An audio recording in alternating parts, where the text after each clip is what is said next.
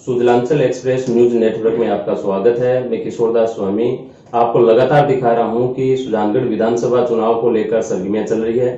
प्रदेश में 3 विधानसभा क्षेत्रों में चुनाव चल रहा है और इसी क्रम में सुजानगढ़ विधानसभा के उपचुनाव चल रहे हैं और उपचुनाव को लेकर सभी पार्टी दल के नेता जनता के बीच जा रहे हैं, वोट और समर्थन मांग रहे हैं। हमारे बीच है भाजपा प्रत्याशी के रूप में लगातार 5वीं बार पार्टी ने जिनके ऊपर विश्वास किया है, केमाराम जी मेघवाल। केमाराम जी, आपका बहुत बहुत स्वागत है। धन्यवाद। आपका राजनीतिक जीवन एक पार्षद के रूप में शुरू हुआ और वर्तमान में प्रधान प्रतिनिधि के रूप में हो, और उससे पूर्व में आप 2 बार विधायक रहे, एक बार राज्य सरकार के अंदर मंत्री रहे। किस प्रकार आपका राजनीतिक सफर रहा, इसको लेकर क्या कहेंगे? जब मैं कॉलेज में था उसी समय से मैं भारतीय जनता पार्टी के कार्यकर्ता के रूप में काम कर रहा था, और उसके बाद में मुझे युवा मोर्चे का यहाँ महामंत्री बनाया गया। फिर मैं एससी मोर्चे का यहाँ का अध्यक्ष रहा। उसके बाद में मुझे पार्षद की टिकट मिली और मैं पार्षद का चुनाव जीता। उसके बाद में मैं और मेरी भाभी जी दोनों ने हमें पार्षद का चुनाव जीता। उसके बाद में मुझे भारतीय जनता पार्टी से प्रत्याशी बनाया गया और मैं चुनाव जीता। चुनाव जीतने के बाद में वसुंधरा सरकार में मंत्रिमंडल का सौभाग्य मिला, और उसके बाद में लगातार बढ़ता मेरे को आज तक मैं हमेशा भारतीय जनता पार्टी का आज मैं 5वीं बार प्रत्याशी बनकर आपके बीच में आया। और इस दौरान मुझे बहुत सारे लोगों से, सुजानगढ़ के विभिन्न पूरे तहसील के लोगों से, पूरे विधानसभा क्षेत्र के लोगों से बार बार मिलने का संपर्क हुआ, और इस दौरान मैंने बहुत सारे ऐसे विकास के काम करे। जैसे बिदासर की हमने अलग पंचायत समिति का गठन किया, हमने बिदासर को अलग एक तहसील और उसका अलग से एक रूप बना के दिया। हमने बिदासर के लिए कॉलेज महाविद्यालय का रूप दिया। हमने बिदासर को सड़कों से जोड़ने का काम किया। हमने बिदासर में बिल्डिंग, ये आपके एसडीएम ऑफिस, तहसील कार्यालय, आपके पंचायत समिति कार्यालय, थाने की बिल्डिंग और उपकोष कार्यालय, वकीलों के लिए बैठने के लिए चैम्बर, इतने सारे विकास के जो काम बिदासर के लिए करवाया। सुजानगढ़ के लिए हमने थाने का शिफ्ट करने की, थाने की हालत बहुत खराब थी, हमने उसको शिफ्ट करा करके वहां भी बिल्डिंग बना करके तैयार करके दी। हमने ये जो आपके ITI कॉलेज है उसको भी हमने सुदृढ़ीकरण कराया, उसमें भी कई सब्जेक्ट खुलवाए। इसके साथ साथ यहाँ सब ट्रेजरी खुलवाई, हमने उपकोष आपके जिला केंद्र भी यहाँ खुलवाया। बहुत सारे मैं क्या कह रहा हूँ, यहाँ दीनदयाल ज्योति योजना के अंतर्गत हमने गाँव के अंदर जो लाइट का काम कराया, बेअंदाज ढाणियों को बिजली से कनेक्शन से जोड़ा गया। यही नहीं, आप देखें शहर के अंदर हमने 200 करोड़ रुपए की लागत से हमने ये जो सीवरेज का, ड्रेनेज का अमृत योजना के माध्यम से जो खर्च हो रहा है, जो काम हो रहे हैं, अपने आप में ये भारतीय जनता पार्टी की देन है। सुजानगढ़ शहर को जो रोशनी, दूध या रोशनी से शहर नहा रहा है, ये भी भारतीय जनता पार्टी की देन है। हमारे कार्यकाल में हमने इतने सारे काम कराए हैं। मैं कह सकता हूं ये इस दावे के साथ कि हमारे जो कार्यकाल रहा है, उस कार्यकाल में जितने काम हुए, कांग्रेस के कार्यकाल पूरे काम जो कांग्रेस के जोड़ लो और हमारे 10 साल के कार्यकाल जोड़ लो, हम उनसे भी बेहतर काम करने का कोशिश की है। और मैं विश्वास के साथ कह सकता हूं कि मेरा कार्यकाल के अंदर हमने सबको, भाई लोगों को साथ लेकर के, हर का सम्मान करते हुए, सब लोगों की इज्जत करते हुए हमने काम करने का प्रयास किया है। केमाराम जी, आप लगातार 5वीं आपको टिकट मिलती है और टिकट की लॉबिंग चलती है चुनाव से पूर्व है, और यूं लगता है कि इस बार केमाराम जी के साथ टिकट कट सकती है। ऐसा क्या कारण रहता है कि लगातार पार्टी संगठन आपके ऊपर 5वीं बार विश्वास कर रहा है? देखो, ऐसा है कि पार्टी बहुत सोच समझ के टिकट देती है, और पार्टी का अपना एक नियम है। वो सर्वे भी कराते हैं, अलग अलग लोगों को भेजते भी हैं, और उसमें से देखते हैं, उसके बाद में तय करते हैं। मुझे तो इस बारे में, मैं कभी ज्यादा गया ही नहीं, जयपुर भी नहीं गया, कहीं गया भी नहीं, किसी से सिफारिश की नहीं। तो पार्टी खुद स्वयं आकर के यहाँ सर्वे कर रही है, कार्यकर्ताओं से मिल रही है, तो मुझे जाने की जरूरत ही नहीं थी। और मुझे तो पहले आभास था कि भी पार्टी मुझ पर विश्वास व्यक्त करेगी, और मैं तो पहले ही कह चुका था कि पार्टी जिसको भी टिकट देगी तो मैं उसके साथ हूँ। और मुझे पूर्ण विश्वास भी था कि भी पार्टी जिसको भी टिकट देगी मैं उसके साथ हूँ, और मुझे भी इस तरह का आभास था। लेकिन मैं ये कह सकता हूँ कि मेरा जो कार्यकाल रहा है, उस कार्यकाल में मैंने किसी को, मैंने थाने की राजनीति नहीं की। मैंने इस क्षेत्र के अंदर जो जिस ढंग से लोगों के मुगल में दर्ज कराना और लोगों से पैसे ऐंठना, तरह तरह के लोगों को राजनीति के हिसाब से जो जिस तरह की भाषा यूज मैं नहीं कर पाता, लेकिन ऐसे लोगों का काम करने की जो तरीका है वो मेरे सिद्धांत में नहीं है। और मैंने क्षेत्र के विकास का ही मुद्दा बनाया है। मैंने लोगों का मान सम्मान बढ़ाने का काम किया है। आएगी जो भी मेरे पास आया उसको सम्मान के साथ बैठाया, सम्मान के साथ काम करने का प्रयास किया है। ये मेरा रहा है, और मुझे टिकट देने का कारण भी यही है। और मैं ये दावे के साथ कह सकता हूं कि इस बार भारतीय जनता पार्टी के सारे कार्यकर्ता लगे हुए, जो टिकट की हमारे साथ में भाई, जो टिकट हमारे कार्यकर्ता मांग रहे थे वो भी मेरे साथ में है। और भी जो कार्यकर्ता कुछ छोटे मोटे नगर पालिका चुनाव में, कुछ पंचायत चुनाव में, कुछ जिसको टिकट नहीं मिलती है या चुनाव जो हार जाते हैं तो थोड़ा बहुत हो जाता है, उसके कारण से तो हो सकता है। बाकी सब लोग हमारे साथ है, सब एक टीम मिलकर के हम काम कर रहे हैं। देखिए खेमाराम जी, आपने अपना जो पूरा का पूरा मजबूत पक्ष रखा, किस प्रकार पार्टी संगठन के ने आपके ऊपर लगातार भरोसा किया, किस प्रकार जनता और कार्यकर्ता आपके साथ चल रहे हैं। सुजानगढ़ की राजनीति की बात करें तो मास्टर भंवरलाल मेघवाल और खेमाराम जी मेघवाल दो राजनीति के अंदर रहे हैं। मास्टर भंवरलाल मेघवाल का स्वभाव यह था कि वो बोली में खड़ूस थे, अकड़ थे। खेमाराम मेघवाल की सामने की राजनीति थी, वो इतनी स्लो थी कि कोई भी आए कुछ भी कहे विनम्रता से पेश आना है। दूसरी मास्टर भंवरलाल की को लेकर लोगों में यह है कि वो जो कहते थे वो करते थे, और आपके पार्टी संगठन के ही कई कार्यकर्ता ये आरोप लगाते हैं खेमाराम जी कहते हैं परंतु काम नहीं करते। इसको लेकर क्या कहेंगे? देखो ऐसा है जी कि किशोरदास जी, मैं आपको बताऊं कि काम का अलग अलग कैटेगरी होती है, काम का अलग अलग तरीका होता है। अब मास्टर जी जिस ढंग से कहते थे वो उनका एक तरीका था, उनका वो आदत थी, लेकिन मैं वो ही काम है तो मैं उसको काम तो मेरा होते ही है, और जिसके लिए मैंने कहा है उसका काम हुआ भी है। लेकिन क्या है कि जिस भाषा से मैं कहूँ, अधिकारियों से बात करूं, उसे तेज तड़ाके से बात करूं, तो काम तो मेरी सरल भाषा से ही काम हो जाता है, तो मैं तेज तड़ाके से क्यों करूं? तो लोगों में इस तरह का है कि वो तेज तड़ा नहीं है, वो नहीं है, जबकि मेरा काम उनसे भी बेहतर ढंग से होता है। सारे अधिकारी एक इशारे से काम करते हैं, सरकार में रहता हूं मैं, तो इस तरह की कोई बात नहीं है। बाकी कार्यकर्ता जो भी आए हैं मैंने उनका काम भी किया, बहुत सारे ऐसे ऐसे काम भी हुए हैं जो आज भी कार्यकर्ता उसको याद कर रहे हैं। एक हम चर्चा करेंगे कि आपने भी ये आपका एक वीडियो वायरल हो रहा है कि इस बार चुनाव में जीतूंगा क्योंकि मेरी बारी है। तो एक फील्ड में चर्चा होती है कि खेमाराम जी मेघवाल किस्मत के धनी है, तो आप मेहनत पर विश्वास करते हो या किस्मत पर? नहीं, मैं मेहनत पर विश्वास करता हूँ, कार्यकर्ताओं की जो मेहनत है, और मेरा तो यही है, मेरे कार्यकर्ता जिस लगन से लगे हुए हैं, और इस बार मैं देख रहा हूँ कार्यकर्ता जिस लगन से लगे हुए हैं। मुझे पिछली बार मैंने देखा था गांव में लोग, वातावरण अलग था, इस बार वातावरण भी इतना चेंज है, सारे कार्यकर्ता सब लगे हुए हैं, और मेरे से ज्यादा कार्यकर्ताओं में चिंता है, इसलिए मुझे पूर्ण विश्वास है। बाकी तो क्या, लोग चर्चा कुछ भी करे, बारीकी न बारीकी ये चर्चा तो चलती रहती है, लेकिन मैंने कहीं कहा नहीं बारी का और का, लेकिन कार्यकर्ताओं का जोश देख के मेरे को लगता है कि इस बार मैं चुनाव निश्चित रूप से जीतूंगा। एक हम बात करें कि आपका जो राजनीतिक वर्तमान में बात करें तो जो सबसे प्लस पॉइंट बन रहा है वह है कि इतनी सालों में सुजानगढ़ और विधानसभा के प्रधान बीजेपी के नहीं बने, और पहली बार आपके घर से मनभरी जी प्रधान बने हैं। मेरा सवाल ये है कि इतनी साल का जब बात आती है तो 20 साल से तो राजनीति के अंदर में आप ही हो बीजेपी में, तो जब दूसरे कोई प्रत्याशी बन रहे थे, पार्टी संगठन के अन्य कार्यकर्ताओं के आगे लाने का समय था, तो उस समय बीजेपी का प्रधान नहीं बना रहा, आपको जब खुद को बनना था तो ऐसा क्या हुआ कि जब खुद को बनना था तो प्रधान बना लिया, कार्यकर्ता को आगे बढ़ाना था तब नहीं बन पाए? ये आरोप आप पे लगते हैं। नहीं, आप बात सही कर रहे हैं, लेकिन बात सच्चाई ये नहीं है।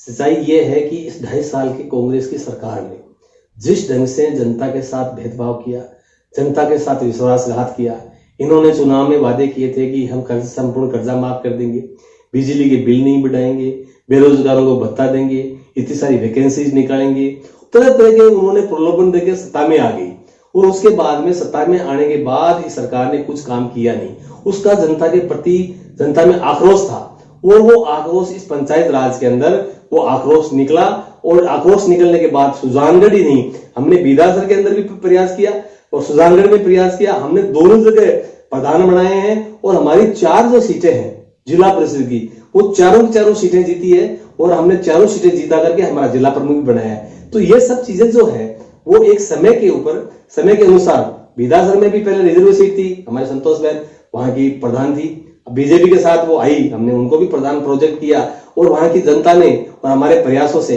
वो भी प्रधान बनी है। तो ये चीजें जो है ये इस कांग्रेस की कुनीति और इसके कारण से ये सब कुछ देखने को मिला है। एक सवाल करूंगा, आपने कहा विधानसभा का प्रधान बना, सुजानगढ़ में आप पार्टी का प्रधान बना, और जब फील्ड में बात करते हैं हम लगातार जाते हैं तो राजनीतिक सूत्रों से भी पता चलता है, फील्ड में जाते हैं लोगों का भी कहना है, दोनों टाइम आपका प्रधान बने सुजानगढ़ और विधानसभा के, पूसाराम जी का बड़ा योगदान था। पूसाराम जी के आपकी राजनीतिक गठबंधन और गठजोड़ पर सवाल उठते रहते हैं, वो पूरा क्या विषय है? देखो, ऐसा कोई बात है नहीं, और मुझे तो कहीं देखने को मिला नहीं। पूसाराम जी की पृष्ठभूमि कांग्रेस है, वो हमेशा कांग्रेस ही रहे हैं, और हमने उनसे कभी ना तो इस तरह की कोई बात मेरे हमारे सामने आई। ठीक है, वो पंचायत समिति के प्रधान थे, तो हमारा जो कार्यभार संभालने का कार्यक्रम था तो हमने सभी को निमंत्रण दिया था, पूरे पूरे प्रधानों को, सबको भी। तो उसमें फिर वो आ गए तो लोग चर्चा उसकी कर रहे होंगे। बाकी मेरा ऐसा कोई नहीं है पूछाराम जी से। अब राजनीतिक जीवन में रहते हैं तो कुछ लोगों से संपर्क तो सभी से रहता ही है। मास्टर भोमला जी से भी हमारा संपर्क थे, मिलते थे ब्याह शादी में और में तामाशामा होती थी, तो वैसा ही संपर्क उनके साथ है। देखिए, वर्तमान हम बात करें तो ये कोरोना का काल एक साल के अंदर, पिछले एक साल में कई लोगों ने जान गंवाई है, और एक कोरोना इस प्रकार बनकर आया कि कई लोगों को जान माल से, बेरोजगार से हाथ धोना पड़ा है। लॉकडाउन चल रहा था, बहुत सारे लोग, सामाजिक संस्थाएं, राजनीतिक क्षेत्र के कार्यकर्ता फील्ड में थे। आपके ऊपर आरोप लगते हैं लॉकडाउन के दरमियान आप कहीं भी फील्ड में नहीं दिखे। 5वीं बार आपको पार्टी ने टिकट दी है, पार्टी के प्रमुख नेता हो, और फिर जब जनता संकट में रहती है उसमें आप बीच में नहीं दिखते। ये सवाल उठते हैं आपका। मैं निश्चित रूप से, आप ये कह रहे हो, मैं मीडिया के सामने नहीं आया। कुछ लोग क्या है कि मीडिया में दिखावा ज्यादा करते हैं। एक थैला लेकर के किसी को देने के लिए वो 10 जगह फोटो खिंचा करके वायरल करते हैं, उससे उसकी बेइज्जती करते हैं। जो जरूरतमंद है, अगर आप उसके साथ, मीडिया के साथ जाकर उसको देंगे तो वो आपका जो सामग्री का बैग है वो लेने से इनकार कर देगा और आप उसकी बेइज्जती करने जा रहे हैं। जिसको जो मदद करनी है उस मीडिया से बाहर जाकर मदद करिए। और मैंने जो मेरी हिस्से की और जो मेरी क्षमता थी उसके अनुसार जहां भी मदद की है, मुझे दिखावा करने की कोई जरूरत नहीं है। और जिसने भी दिखावा करके इस ढंग का जो नाटक रचा है, मुख्यमंत्री ने एक आदेश किया था कि एमएलए अपने कोटे से इस तरह की सामग्री बताएं। उन्होंने अपनी छाप लगा करके मोटे मोटे अक्षरों में अपनी फोटो छपा करके मीडिया के सामने उनको ले जा कर दिखा करके कि ये देखो, ये गरीब आदमी है, ये पैसे वाला है, ये इसको दान दे रहा है, ये दे रहे हैं। तो उसकी बेइज्जती नहीं है क्या? हम इस बेइज्जती करने के पक्ष में नहीं है। हमने जो करना था हमने किया है, लेकिन मीडिया के सामने और लोगों को दिखावा करने का मेरा सिद्धांत नहीं है। नहीं, ये जब मान लो ये दिखाने वाली बात दूसरे, परंतु कार्यकर्ता के बीच में तो आप कहीं दिखेंगे, आप कहीं दिखे ही नहीं फील्ड में। नहीं, मेरे कार्यकर्ता के साथ में घुमा हूं, मेरे साथ कार्यकर्ताओं के साथ में गांवों में गया हूं, जहां जरूरत थी उनको, जरूरतमंदों को मैंने कहीं ना कहीं से व्यवस्था करा करके, क्योंकि मैं सरकार में तो था नहीं, कांग्रेस की सरकार में विधायी कोटे से उन्होंने दे दिया, लेकिन मैंने तो कहीं कहीं संस्थाओं से, कुछ व्यक्तियों से मिलकर के उनको मोटिवेट करके, मैंने आपको वहां पहुंचना है, आपको वहां भेजना है, वहां भेजना है, मैंने व्यवस्था की है। लेकिन क्या है कि ये लोग, कुछ लोग हैं इसका वातावरण खराब करने के लिए इस तरह की बात कर रहे हैं, लेकिन उसमें सच्चाई कुछ है नहीं। एक दूसरी बात करें, हम बीजेपी की अगर बात करें तो बीजेपी का मूल जो मात्र संगठन है वो आरएसएस है जी। और आरएसएस को लेकर आपके संबंध है वो जगजाहिर है कि उतने विश्वसनीय नहीं रहे हैं। वर्तमान की हम बात करें अगर, तो राम मंदिर आंदोलन को लेकर एक बड़ा अभियान चलाया गया, निधि समर्पण अभियान। कई कार्यकर्ता, कई लोग फील्ड में भी सवाल उठाते हैं कि राम मंदिर के नाम पर भाजपा को वोट चाहिए और भाजपा पूरे राष्ट्रीय स्तर पर इस मुद्दे को बनाती है, परंतु आप यहां से भाजपा की लीडिंग करने के बावजूद राम मंदिर में आपका कोई निधि समर्पण में कोई योगदान नहीं था। कई कार्यकर्ता बता रहे हैं कि हम घर पे भी गए। नहीं, मेरे घर पे तो कोई नहीं आया, लेकिन मैंने जो कार्यकर्ताओं के साथ मिलकर के, गांव में एक टोली बनी हुई थी, 2-3 टोलियां हर गांव में बनी हुई थी, और जहां भी उन टोलियों से मेरी बात भी हुई है, और जिन जिन को मैंने कहना था उनको कहा भी है। लोगों से मैंने खुद व्यक्तिगत स्वरूप से संपर्क करके और मैंने धन संग्रह कराने में मैंने सहयोग भी किया है। और रही बात यह कि इस बारे में लोक चर्चा, तो ये राजनीतिक जीवन है, आप कुछ भी करोगे उसके बारे में उल्टे सुल्टे बात करने की तब बात करेंगे। जहां तक निधि की बात है तो मैं तो हमेशा पार्टी के साथ रहा हूं। संघ मेरे साथ शुरुआत से 2003 से लेकर के आज तक मैं चुनाव लड़ा हूं, मुझे तो संघ ने ही चुनाव लड़ाया है। इसलिए इस बात बारे में कोई सच्चाई नहीं है कि संघ के साथ नहीं हूं। संघ ने ही तो मुझे चुनाव लड़ाया है और संघ के साथ ही मैं काम करता हूं। संघ में जब भी हमारा कैंप लगता है, 2 दिवसीय हो 3 दिवसीय हो, उसमें मैं जाता भी हूं। और निश्चित रूप से संघ के द्वारा ही जो भी कार्यक्रम होता है, अभी आपको देखा है, मैं होली समय हमारा प्रोग्राम था तो उसमें मैं भी गया हूं। हमेशा हमारे आपके आदर्श विद्या मंदिर स्कूल में भी इस तरह का प्रोग्राम होते हैं, उसमें जाता रहता हूं। हमारे सिक्कर में प्रोग्राम आता है, उसमें जाता रहता हूं। आपके भारतीय भवन जयपुर के मान कोई प्रोग्राम इस तरह के होते हैं, उसमें जाता रहता हूं। हर तरह का जहां पर एक सहयोग की जरूरत थी वहां सहयोग भी करता हूं। मेरा उद्देश्य ये है कि मेरी एक आदत है, मैं दिखावा कम करता हूं, लेकिन मेरे प्रयास इतने किए हैं, ठीक है, प्रयास इतने किए हैं कि किशोरदास जी, कई लोग क्या है इस बात को लेकर के बार बार कि इसको ये है वो है, लेकिन मैं आज तक चुनाव में जीता हूं, मुझे टिकट मिली है, उसमें भी संघ परिवार का सबसे बड़ा योगदान रहा है।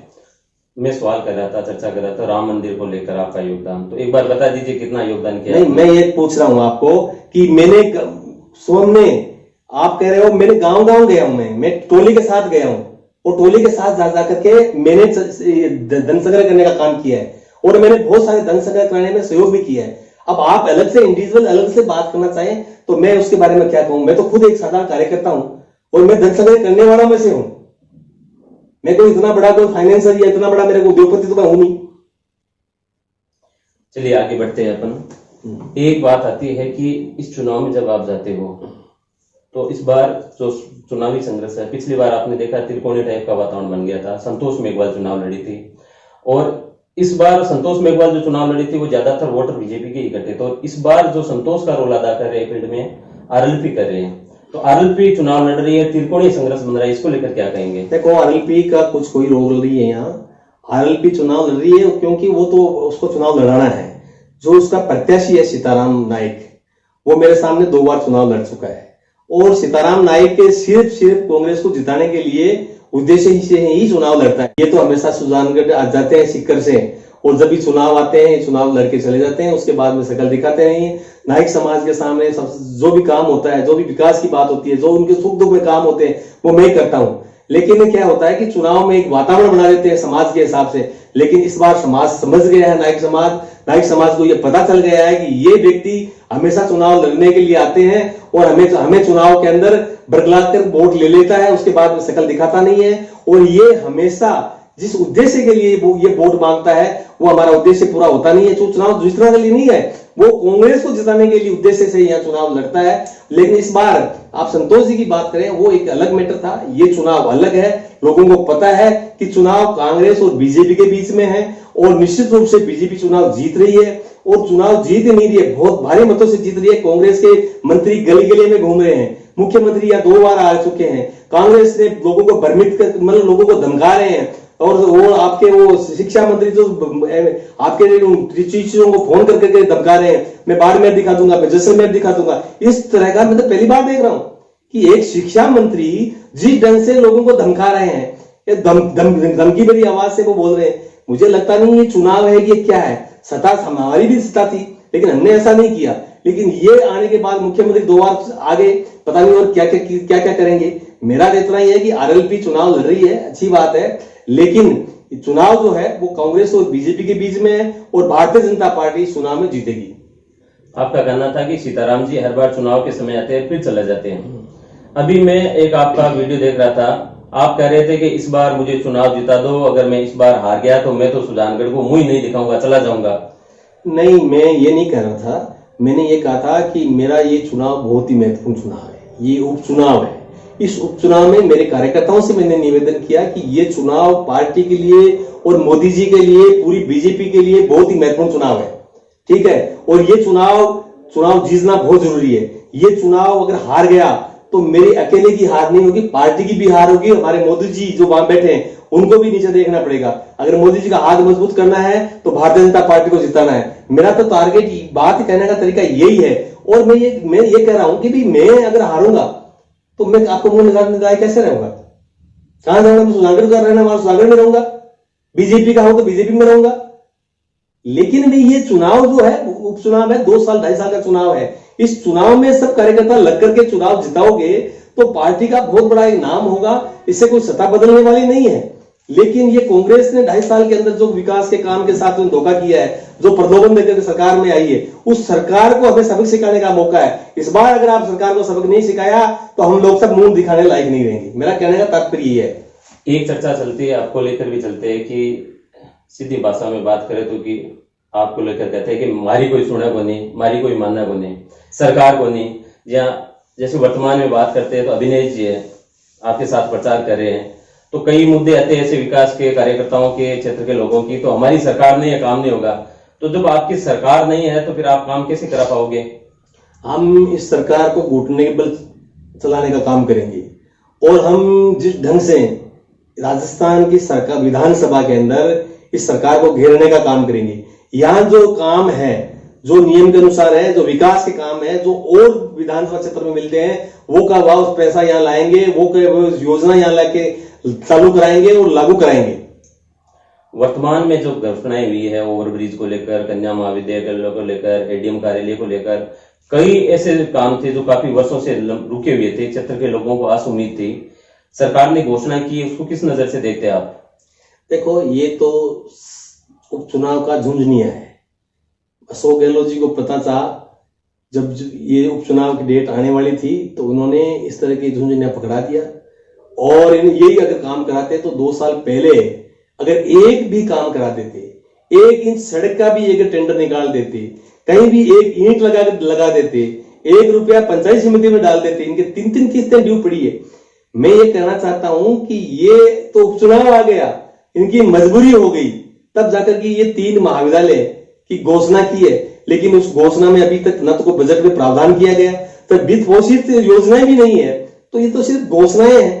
जहां तक बात करें ये ओवरब्रिज अंडरब्रिज की, ये तो नितिन गडकरी जी सालासर जी आए थे, उस टाइम ये घोषणा करके गए थे। ये फाइलें पेंडिंग लटकाए पड़ी थी, आज वो फाइल क्लियर की होंगी या नहीं की होगी, घोषणा की है। मुझे तो विश्वास नहीं है कि सरकार के ऊपर ये कुछ काम कर भी पाएगी, क्योंकि ये घोषणा करने की तो सरकार है, लेकिन काम करने की सरकार नहीं है। देखिए, हम लगातार देख रहे हैं कि चुनाव का स्तर दिनों दिन गिरता जा रहा है। हम देख रहे थे कि अभी एक शिक्षा मंत्री का वो जो वीडियो आ रहा है उसमें वो कह रहे हैं कि ये नाती का बड़ा है क्या। दूसरी तरफ आपके पार्टी दल के एक प्रमुख नेता कह रहे हैं कि ये खाला का बड़ा है क्या। तो राजनीति का प्रचार का भाषा और शब्दों का जो स्तर गिरा है, इसको लेकर क्या कहेंगे? नहीं, हमारी पार्टी के लोग तो ऐसे इस तरह की भाषा का यूज नहीं करते हैं। ये तो कांग्रेस की संस्कृति का काम है, मतलब ये कांग्रेस की संस्कृति का काम है। और उसी के ऊपर कहा होगा कि ये हमारे इधर, वो किसी ने कह दिया कि हमारे उधर खाला का बड़ा कहते हैं, इधर ये नाथी का बड़ा कहते हैं। वो चर्चा में कोई कह दिया होगा, मुझे पता नहीं है, लेकिन इनकी तो आदत ऐसी है। हमारे पूर्व मंत्री जी ने पता नहीं क्या क्या कह देते थे, मैं उसके बारे में ज्यादा नहीं कहना चाहूंगा। लेकिन एक संस्कृति और मर्यादा की बातें रहनी चाहिए चुनाव के टाइम। और ये कांग्रेस के लोग तो इतने ज्यादा भयभीत हो गए हैं, इनको लगा कि चुनाव हार रहे हैं, तो इस ढंग के लोगों को भेज के तरह तरह के ये इस तरह का बाउंडर करना और ये तरह की बातें करना, वो एक गलत चीज है। बाकी मैं तो भारतीय जनता पार्टी का कार्यकर्ता हूं, और कार्यकर्ता भी आज 35 साल से लगातार बीजेपी के अंदर काम करता आ रहा हूं, और बीजेपी का ही काम किया है। और मैं जब तक जीऊंगा तब बीजेपी के साथ रहूंगा, बीजेपी के लिए ही काम करूंगा, ये मेरा प्रण है। आप बात कर रहे थे विधासर के विकास कार्यों को लेकर, आप लंबी लिस्ट गिना रहे थे। विधासर तहसील पूरी की पूरी हम बात करें तो विधासर से दक्षिण की दिशा में है, और जो तहसील कार्यालय आपने खोले उसको लेकर बड़ा विरोध हुआ था। पंचायत समिति अलग स्थान पर है, एसडीएम कार्यालय अलग जगह पर आ गया, इसको लेकर क्या लोगों में काफी विरोध है। पिछले चुनाव में मास्टर भंवरलाल मेघवाल का यह बड़ा मुद्दा था। देखो, ये राजनीतिक मुद्दा बना लेते हैं। हमारी भी ये एक समस्या थी कि जमीन हमें उपलब्ध हो नहीं रही थी। हमने जमीन के लिए 6 महीने तक उसका वेट किया। हमारे कार्यकाल होता है 5 साल का। हम चाहते हैं कि हमारे कार्यकाल के अंदर कुछ विकास के काम हो, वो धरातल पर वो आए। लेकिन क्या होता है कि जमीन थी नहीं, और एसडीएम ऑफिस के लिए उनके लिए 10 बीघा की रिक्वायरमेंट थी, हमारे पास थी 3 बीघा जमीन। अब 3 बीघा जमीन में परमिशन मिली नहीं, तो दानदाता था, उसने 10 बीघा जमीन दे दी, वो भी विधासर के पास में ही है। ऐसी बात नहीं है। हमने जनता से, वहां के लोगों से निवेदन भी किया, रिक्वेस्ट भी की है कि भाई ये भी शहर के अंदर आ जाएगा, जमीन मिल नहीं रही है। तो ये तो एक राजनीतिक मुद्दा है, उसके बारे में मैं ज्यादा नहीं कहूंगा। मैं ये कहूंगा कि विधासर के अंदर कि छापर और विधासर सुजानगढ़ की रोड आपने कांग्रेस की देखी होगी, लोग कल्पना करेंगे कि क्या रोड थी, आज क्या है। ये सुजानगढ़ और गोपालपुरा होते हुए रोड का आपने पहले देखी होगी, हमारे कार्यकाल की रोड देखी होगी। ये नोखा विधासर की रोड पहले भी देखी होगी, आज भी देख रहे हैं आप।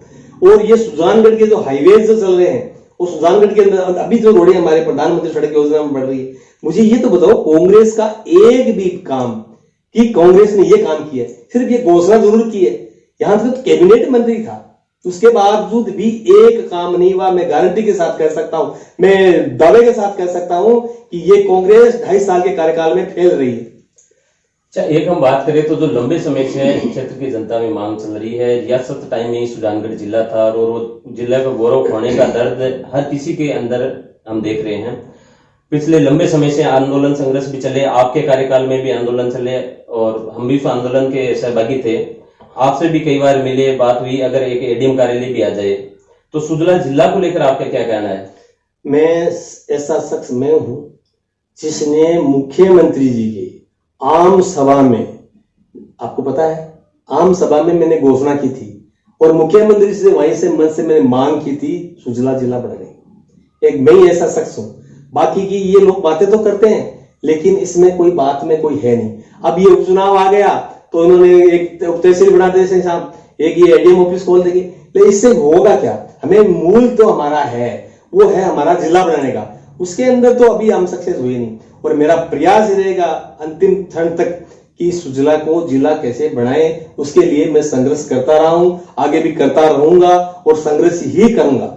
एक आपने बात कही मुख्यमंत्री की सभा में, आप उस समय शायद मंत्री थे, बात उठाई थी, उसके बाद ऐसा क्या हुआ, कोई डांट फटकार लगी कि उसके बाद सार्वजनिक मंचों से आपने नाम लेना ही बंद कर दिया? नहीं, मैं सब जगह बोलता हूँ, ऐसी कोई बात नहीं है, आपको गलतफहमी है ये। मुख्यमंत्री जी ने तो मुझे धन्यवाद दिया और उन्होंने कहा कि आपकी बात बहुत वाजिब है, लेकिन जब भी जिला बनाएंगे, नया जिला जब भी बनाएंगे तो आपको इसको हम पूरा ध्यान रखेंगे। आश्वस्त किया है, उसके लिए कमेटी बनाई है और कमेटी बनाकर कमेटी की रिपोर्ट भी आई है। अब उसके बाद में तय सरकार हमारी रही नहीं, इसलिए आपकी क्या कल्पना है? जिला बने तो किस क्षेत्र को मिलाकर बने, किस किस प्रकार का बन सकता है, कहाँ कार्यालय, आपकी कल्पना क्या चल रही है? हमारी कल्पना यह है कि हमारे यहाँ कुछ विशेषज्ञ भी है, सुजानगढ़ के प्रमुख लोगों के साथ बैठ करके जिले के अंदर कौन कौन से क्षेत्र आए, वो भौगोलिक स्तर पे भी होने चाहिए, राजनीतिक कारण उसमें कौन कौन से जुड़ सकते हैं, ये सारे परिवेश के अंदर उसमें डाल करके फिर उसको देखना चाहिए। ये सब लोग आप लोग उसको कर रहे हैं, तो मैं आप लोगों को बहुत बहुत धन्यवाद देना चाहूंगा मैं कि संघर्ष समिति को भी, कि आप वास्तव में लगे हुए हैं। और मेरा तो प्रयास रहता है, मैं ही ऐसा व्यक्ति हूं जो इसके लिए सबसे ज्यादा अग्रणी रहा हूं। नाम लेने वाले बहुत होंगे, लेकिन सुजला जिला बनाने में अगर किसी ने अग्रणी रूप से भाग किया है, ठीक है, मैं दिखावा नहीं करता हूं, लेकिन मेरे को मुख्यमंत्री जी कहते थे कि कोई 3 काम का नाम बताओ, तो मेरा पहला काम होता था जो सुजला जिला बनाने का लिखा हुआ था मुख्यमंत्री से बजट की घोषणा में। अच्छा, हम बात करें, अब दिल्ली की बात हो गई है, हम बात करें पार्टी संगठन की। आप बात कर रहे थे पार्टी संगठन में, देख रहे हैं कि जिस प्रकार प्रदेश नेतृत्व 2 भागों में बंटा हुआ है। मुख्य थे, आपको माना जाता था वसुंधरा राजे के बड़े समर्थक है, उनके विश्वसनीय है, और आज सतीश पूनिया और वसुंधरा राजे में हम देख रहे हैं कि 2 धड़े में बीजेपी बंटी हुई है। कई मुख्यमंत्री को नाम को लेकर कई राजनीतिक अटकलें चलती रहती है। आज आप हम देखते हैं कि वसुंधरा राजे भाजपा के चुनाव प्रचार से गायब हो रही है, ऐसा क्या कारण है? देखो, वसुंधरा राजे जगह हैं और वो अपने घरेलू कार्य में व्यस्त हैं, और जब भी पार्टी को उनकी जरूरत होगी तो निश्चित रूप से अपने बीच में रहेगी, और वो सर्वमान्य नेता है हमारी, ऐसा है नहीं। भारतीय जनता पार्टी में इस तरह की बातें नहीं है, ये तो बाहर के लोग इस तरह से करते हैं, वसुंधरा राजे अलग है, वो अलग है, अलग टीम है, 2 टीम है, कोई टीम नहीं है, बीजेपी एक है, दिल्ली से लेकर के और सुजानगढ़ के मंडल तक और बूथ लेवल तक। केमाराम जी, हम आपको शुभकामनाएं दे रहे हैं कि आप इस चुनाव में जीतकर लगातार सुजानगढ़ का विधानसभा में प्रतिनिधित्व करें। आप जीत को लेकर कितने आश्वस्त हैं? मैं तो 100%, 100 ही नहीं 200% मैं अपने आप को आश्वस्त मानता हूँ। इसलिए मानता हूं कि मेरे बीजेपी की टीम पूरी लगी हुई है, कार्यकर्ता बूथ लेवल पर है, पन्ना प्रमुख काम कर रहा है, और मेरी टीम में गांव में जाता हूं तो मुझे उनको देख करके मेरे को लगता है कि ये देखो मेरे को कहां से कहां लेके आ गए। ये सब कुछ है वो सब कार्यकर्ता की, और मुझे कार्यकर्ताओं पर पूर्ण विश्वास है। चुनाव चल रहा है, चुनाव का कैंपेन चल रहा है, बहुत सारी जगह आप जा रहे हो, और बहुत सारे लोग ऐसे होंगे जो इस इंटरव्यू के माध्यम से आपको देखेंगे। क्या अपील करना चाहेंगे सुजानगढ़ क्षेत्र के वोटरों से? मैं सभी सुजानगढ़ विधानसभा क्षेत्र वासियों को सबसे पहले तो बहुत बहुत धन्यवाद देना चाहता हूं, और हमारे हिंदू नववर्ष की बहुत बहुत शुभकामनाएं देना चाहता हूं, और इस अवसर पर यही कहना चाहता हूं कि भारतीय जनता पार्टी का मुझे प्रत्याशी बनाया गया है, और सभी से निवेदन है कि आप ज्यादा से ज्यादा आप मुझे वोट करें और भारतीय जनता पार्टी को सपोर्ट करें, मोदी जी का हाथ मजबूत करें, और इस कांग्रेस को सबक सिखाने का 17 तारीख का मौका है। उस पर अगर आप उसको सबक सिखाएंगे तो आगे 2.5 साल की ढंग से चलने की उसमें आदत पड़ेगी। नहीं तो अगर आप उसी को जिता देंगे तो सरकार समझेगी कि हम जो काम कर रहे हैं वो सही कर रहे हैं, हम जनता को बेवकूफ बना रहे हैं, तो जनता सही मान रही है।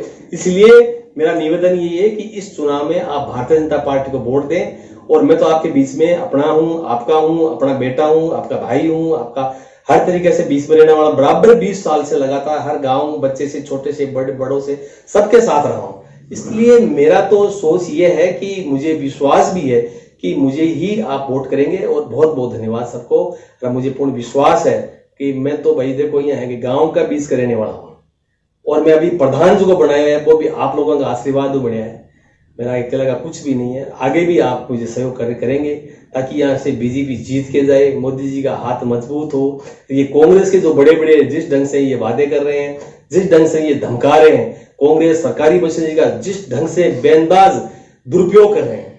मैं तो यहां से उम्मीद नहीं कर सकता कि ये अधिकारी, कुछ कर्मचारी जो सरकारी होते हुए भी खुले रूप से प्रचार कर रहे हैं, ये इस ढंग का दुरुपयोग करना पहली बार देखने को मिल रहा है इस उपचुनाव में। लेकिन यहाँ की जनता इस बात के लिए तैयार बैठी है कि चाहे कुछ भी कर लें, लेकिन इनकी बस की बात चलेगी नहीं और ये भारतीय जनता पार्टी के पक्ष में मतदान करेंगे और भारतीय जनता पार्टी को ही जिताएंगे। और मुझे विश्वास है, मैं सभी से अपील करूंगा इस चुनाव के अंदर आने वाली 17 तारीख को भारतीय जनता पार्टी को वोट देकर विजयी बनाए। यही मैं आपसे निवेदन करता हूं, यही मैं आपसे आशीर्वाद लेने के लिए स्टूडियो में आया हूं। और मुझे बहुत बहुत धन्यवाद देना चाहता हूं किशोर दास जी को कि आपने इस के माध्यम से, मीडिया के माध्यम से जनता तक मेरी बात पहुंचाएंगे। बहुत बहुत धन्यवाद। नमस्कार, राम राम। बहुत बहुत धन्यवाद। आप अपने चुनावी व्यस्त कार्यक्रम में से समय निकालकर हमारी स्टूडियो में आए। हमारी ओर से आपको बहुत बहुत शुभकामनाएं।